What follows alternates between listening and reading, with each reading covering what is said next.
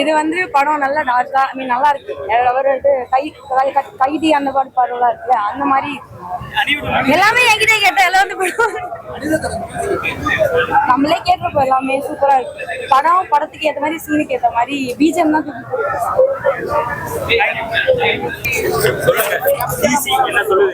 DC வேற மாதிரி சொல்லிட்டு இருக்கு. ஒரே ஒரு போஸ்ட் இன்டர்வல், அப்புறம் ப்ரீ இன்டர்வல், அப்புறம் ஒரு கிளைமேக்ஸ், அதுவே போதும். அழுதுட்டு வந்தேன் நான்லாம். நான் ஒரு கேரளா பையன், இங்க வந்து இந்த மாதிரி சொல்றதுன்னா அந்த மாதிரி பண்ணி வச்சிருக்கா லோகி சார். லோகி சாரோட acting, Arun Matheswaran raw and ரியலா எடுத்திருக்காரு. அப்புறம் வாம்பிகா அந்த டயலாக் இருக்கு, அவ தேவடியா இல்ல, அது நான் சொல்ல மாட்டேன். அவ தேவதை, அவ பேரு சந்திரா இல்ல, அவ பேரு தேவதை. அந்த மாதிரி பண்ணி வச்சிருக்கான். Thank you so much, Arun Matheswaran sir. Thank you. Really means a lot. அவருக்கு டைரக்ஷன் பண்ணி கூலியில ஏதோ தப்பி தவறி பண்ணிருக்கான்னு சொன்னேன். அவர் இனிமே டைரக்ஷன் பண்ண தேவையில்லை, அவர் நடிச்சாலே போதும். ரொம்ப ரோவா ரியலா ஒரு ஃபர்ஸ்ட் படம் நடிக்கிற மாதிரியே தெரியலங்க. அவ்வளோ ரியலா நடிச்சிருக்காரு Loki sir. Hats off to you. Seriously நான் இது எதிர்பார்க்கவே இல்லை, இந்த மாதிரி ஒரு பர்ஃபார்மன்ஸ் ஓரியன்டா அவர் பண்ணுவாருன்னு. Thank you so much Loki sir. எதுவுமே இல்ல, விஜய் சாரோட ரெஃபரன்ஸ் எல்லாம் இல்ல.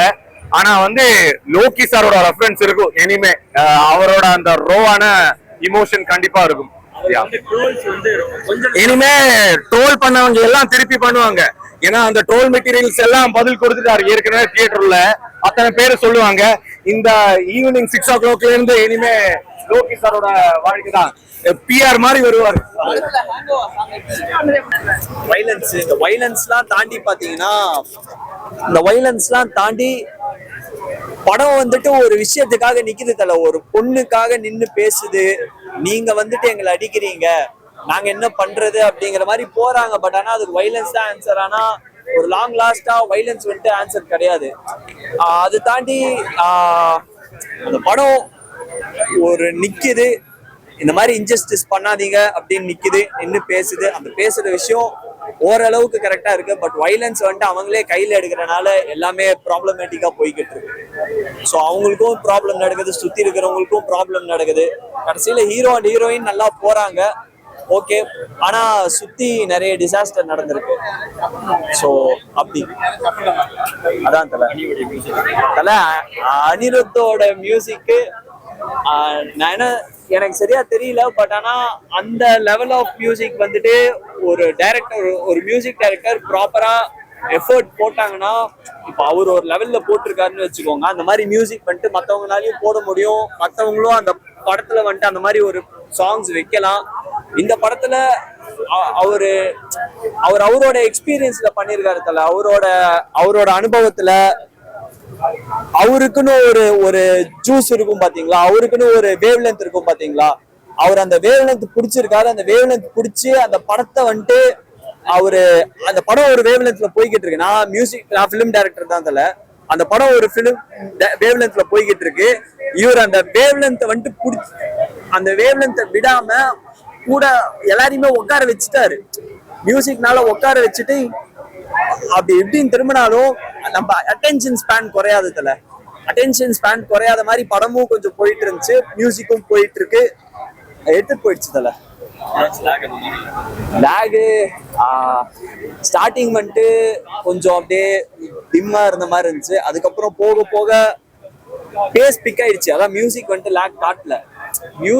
படத்துல லேக் பெருசா இருந்த மாதிரி தெரியல, எனக்கு சரியா தெரியல. சோ அதான் தல. யாரு தல?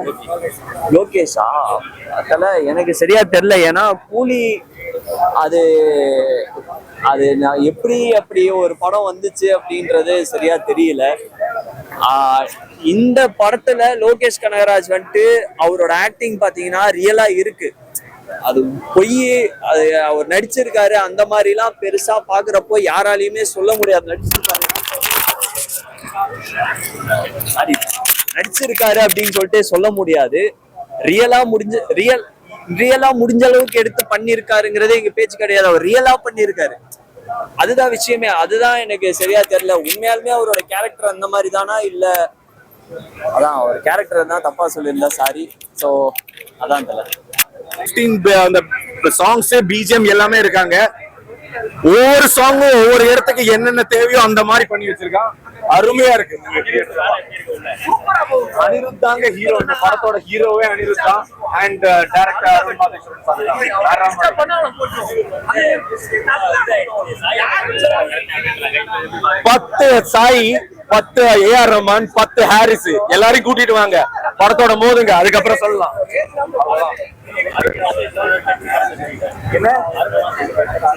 From start to end ஒவ்வொரு ஃப்ரேமுங்க, ஒவ்வொரு ஃப்ரேமும் இந்த ஜூம் லென்ஸ்ல போடுற அவர் ஒரு சிக்னேச்சர் இருக்கு. ஒரு ஜூம் லென்ஸ்ல போடுறது, அந்த வைட் ஆங்கிள் பிடிக்கிறது, அந்த ஃபுல் ஃப்ரேமிங்ல என்னென்ன தெரியுவாங்க எல்லாமே வேற மாதிரி பண்ணி வச்சிருக்கான். சீரியஸ்லி பிளாஸ்டா இருக்கும் நீங்க தியேட்டர்ல போய் பார்த்தா.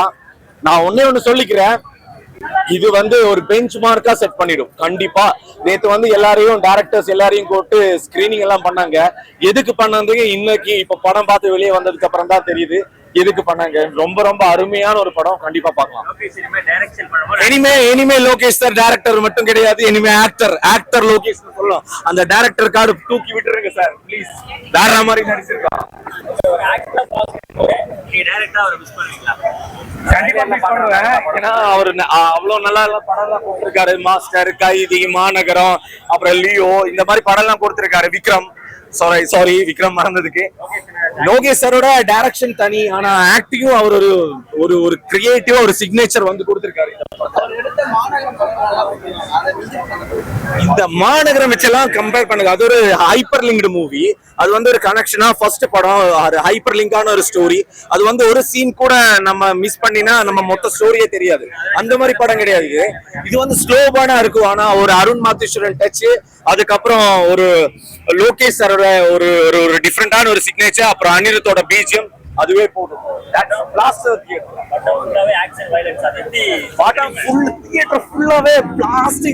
ஒவ்வொரு சீனும், ஏன்னா நான் சொல்றதுக்கு முக்கியமா சொல்லணும்னா, ஒரு ப்ரீ இன்டர்வல் இருக்காங்க, ஒரு போஸ்ட் இன்டர்வல் இருக்கு சீக்வன்ஸ், அதுக்கப்புறம் கிளைமேக்ஸ். நான் அழுதுட்டேங்க தியேட்டர்ல. நான் ஒரு கேரளா ஒரு மலையாளி பையன் இந்த மாதிரி ஒரு தமிழ் படத்துக்கு இந்த மாதிரி ஒரு இமோஷன் கனெக்ட் பண்ணோம்னா ரொம்ப பெரிய விஷயம். ரொம்ப ரொம்ப கனெக்ட் பண்ணிடுச்சு. முக்கியமா அனிருத் சார், அவர் தான் ஹீரோ. தேங்க்யூ. அந்த வகையில பார்க்கும்போது ரொம்ப சூப்பரா வரவன் என்ஜாய் பண்ணிட்டு போவான். நீ லவ்வர்ஸோட வந்து கூட என்ஜாய் பண்ணிட்டு போவான். அந்த அளவுக்கு லவ் சீக்வன்ஸ் படத்துல இருக்கு.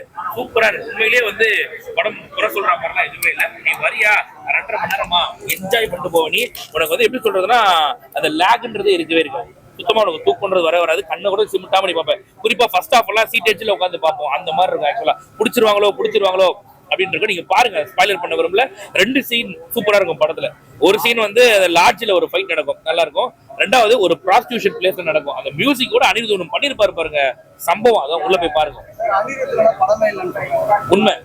உண்மை. அதாவது லோகேஷ் நடிச்சாரு, அருண் மாதேஷ் அவர்கள் டைரக்ட் பண்ணிட்டாரு. படத்துல கேமரா ஒரு சூப்பரா இருக்கு. இதெல்லாம் தாண்டி படத்துக்கு உயிர் கொடுத்தது யாருன்னா அனிருத். அதை கண்டிப்பா சொல்லி ஆகணும். சூப்பரா பண்ணிருக்காரு அனிருத். கிடையாது இந்த படம் ஒரு ட்ரோல்ஸ் அளிக்கும். இல்ல, அதாவது படத்துக்கு ட்ரோல் வைக்கிறவன் வச்சுட்டு தான் இருப்பான். எல்லா படத்துலயும் பிளஸ் இருக்கும், மைனஸ் இருக்கும். இப்ப இந்த படத்துல மைனஸ் இருக்கு, நான் இல்லைன்னு சொல்லல. ஆனா வெளியில வரும்போது பார்த்தா இந்த படம் என்ன சாட்டிஸ்ஃபை பண்ணி அனுப்புது. இந்த படத்துல ஊர்பட்ட பாசிட்டிவ் இருக்கிறதால அந்த மைனஸை பத்தி நான் பெரிய அளவுல பேசல. படம் ஃபுல்லா மைனஸா இருந்து 2-3 பிளஸ் இருந்தாங்க, நான் மைனஸை மட்டும் தான் நான் பேசுவேன். ஆனா லோகேஷ் கனகராஜை பொறுத்த வரைக்கும் எந்த அளவுக்கு ஃபேன்ஸ் இருக்காங்களோ அந்த அளவுக்கு ஹேட்டர்ஸ் இருக்காங்க. அவனுக்கு என்ன பண்ணுவாங்கன்னா வெறும் மைனஸை பத்தி மட்டுமே பேசுவாங்க. நீங்க வெறும் பசங்களா உள்ள வாங்க, லவ்வர்ஸா உள்ள பாருங்க, படத்தை என்ஜாய் பண்ணிட்டு போவீங்க. அப்படி இருக்கும் இந்த படம். ஃபேமிலி ஆடியன்ஸ் செட் ஆகாது. சுடுற படம், அடிதடி படம் அவங்களுக்கு செட் ஆகாது. குழந்தைங்க கண்டிப்பா பார்க்க மாட்டாங்க ஆப்வியஸா. அப்படி இருக்கும்போது பசங்களா பாத்தீங்கன்னா பிடிக்கும். அந்த அளவுக்கு நல்லாவும் இருக்கு படம், தாராளமா பார்க்கலாம்.